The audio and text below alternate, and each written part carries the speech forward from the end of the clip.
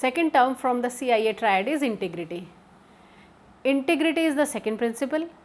Integrity protection means there is no unauthorized modification of data or information. In confidentiality there was access, and in integrity there is modification. So, whether it is operating system or any other software that are associated with the device or data, those should not be compromised.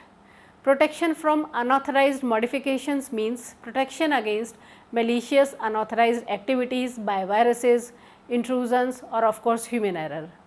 At times, unintentional alterations have been found when administrator was transferring the data from one device to another device.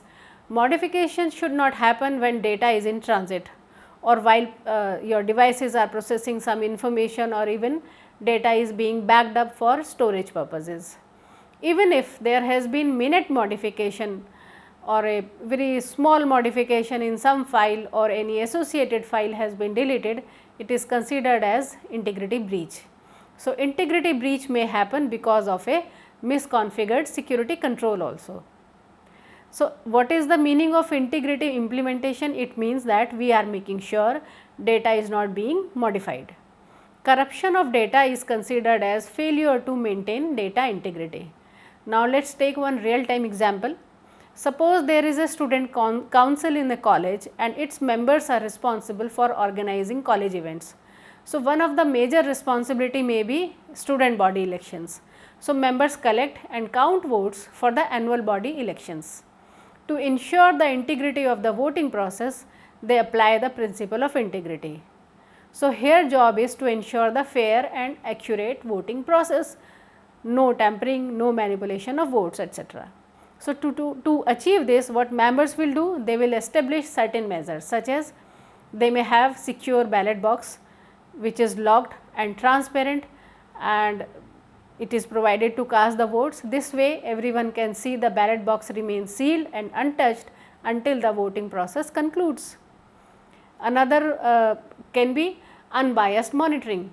They may appoint impartial students or teachers to monitor the voting process and keep an eye on the ballot box which is already transparent and sealed.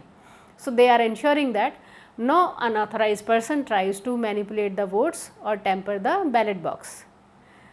Third step can be double checking, means once the voting process is over, council members verify the vote count by cross referencing the number of ballots which has been casted with the total number of eligible voters.